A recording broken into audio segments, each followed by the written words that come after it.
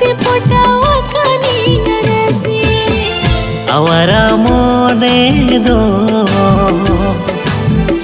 अपन चिड़े ले का गाते